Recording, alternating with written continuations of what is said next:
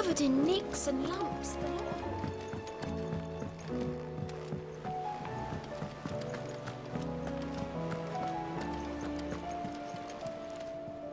Goat. Still alive, I see. So Lady Karen accepted the ruby. Ah, about that. I tried my best, but she was just too stubborn to take it. She threw it right back in my face, in fact, and told me I could stick my stupid stone where the sun don't shine. Karen refused payment. I hope it wasn't something I said. I'm sure you were as tactful as ever. Let me see what I can do. Oh, wonderful. I hope you have better luck than I did.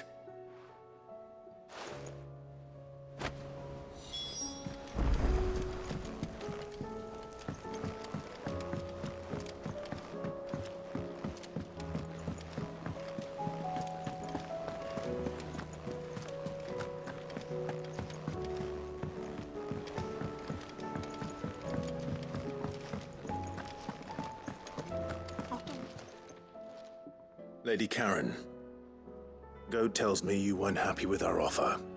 Would you prefer the debt was repaid in coin? What debt? I don't recall lending any of you lot me hard-earned gil. I may have tossed a talent or two in the Hideaway's coffers, but those were donations, and you can hardly call it charity if you go asking for it back. Of course not. But one good turn deserves another. And our circumstances have changed. Surely you wouldn't shun the gratitude of a pauper who happened to have become a prince. Oh, so you're a prince now, are you? Fine. But I'm selling it and taking what I'm owed, then you're getting the rest whether you like it or not.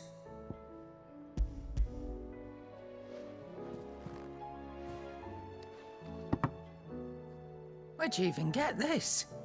A decent trader might nab 1,000 talents for a star ruby. A canny one, meanwhile, might claim it were nicked from the belt of Sid the Outlaw himself and ask twice as much.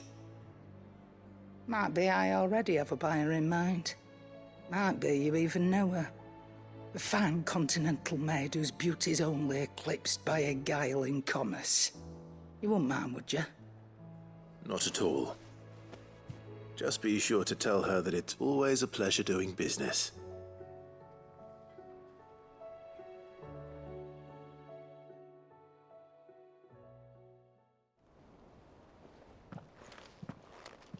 I hear you ended up delivering all 3 stones. Thanks to this lump. I sometimes wonder what I pay you for. Speaking of which, I still haven't been paid last month's wages. Oh, so you remember what's owed to you then? Get your ass behind that disc of yours and don't get up before those ledgers are square. Right away.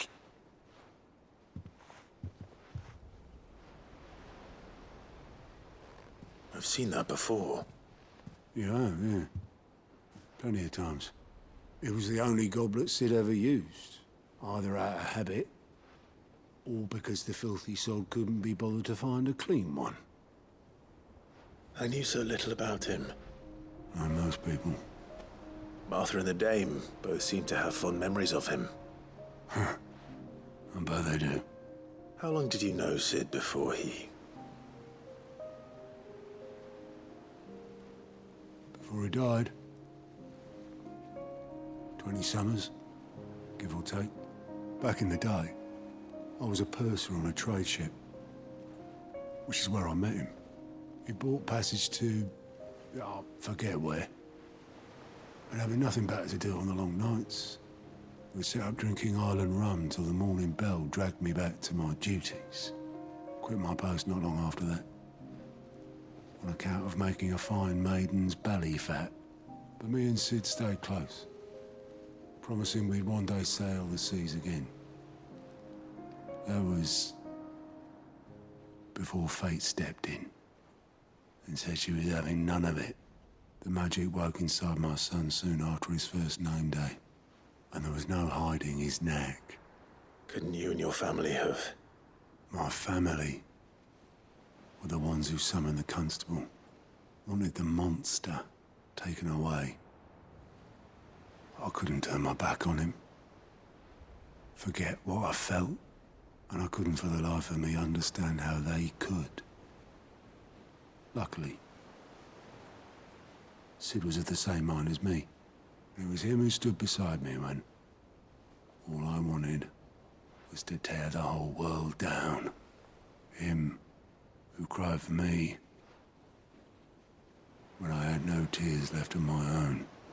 Him who swore he'd do everything he could to stop it from happening again. And he was true to his word, too. Left the Royal Army once and for all.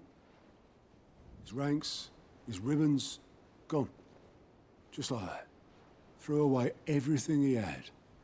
All to right a wrong that no one else had the courage to face. I knew then I'd follow that man to the ends of the earth.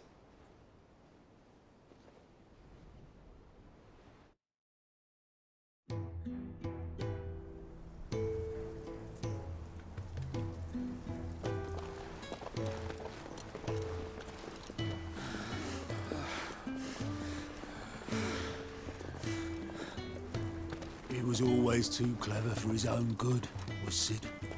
Saw the world for what it really was, while the rest of us were content to go along with the lie we were shown. And it can't have been easy, bearing that burden alone.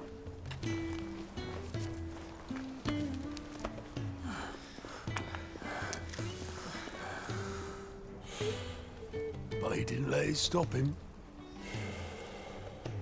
He never lost faith in what he believed was right. And that gave us faith in him. Faith he'd steer us true. So I swore to myself that I'd always be right behind him, ready to catch the stubborn sod if ever he should fall.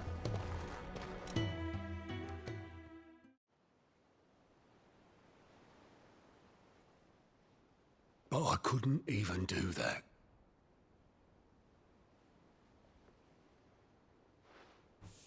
Ignore me. Just the ramblings of a tired old man. Leave that lot.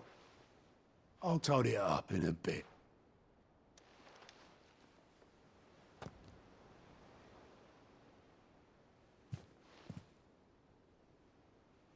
This is Sid's handwriting.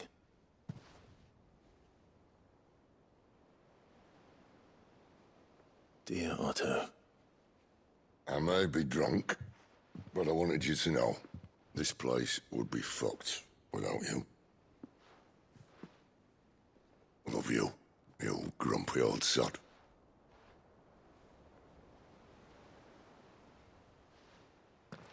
This note. What about it? Sid was right. Without you, we'd all be lost.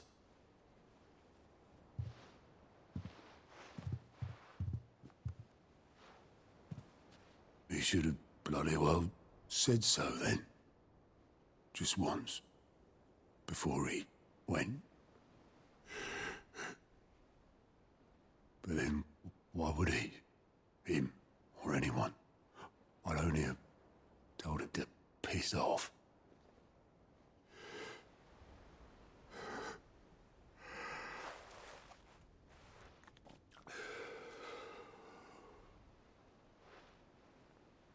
You're wrong, though.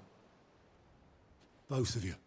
It was never just me keeping the hideaway afloat. It was all of us. I just shoved people in the right direction, and I barely seem to be able to do that anymore.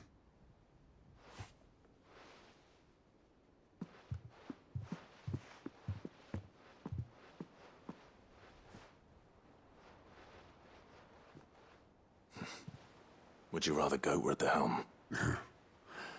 Well, maybe I've got a few more years left in me. I'm going to hold you to that, Otto. Before you go, Sid would have wanted you to have this. But that's... This'll do me just fine.